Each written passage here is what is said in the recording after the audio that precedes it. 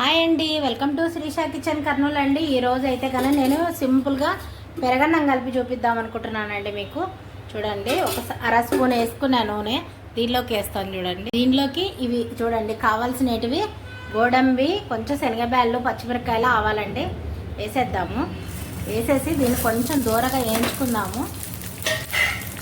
చూడండి, దీంట్లో కొంచెం లైట్గా ఇప్పుడు అన్నం చల్లగా అయిందండి. దీనిలోకి చూడండి పాలు, ఒక చిన్న గిన్నె పాలు, అందులో సగం పెరగండి, కొంచెం ఉప్పు, ఇది బాగా చేతితో ఇట్లా ఇట్లా అనేసుకోండి.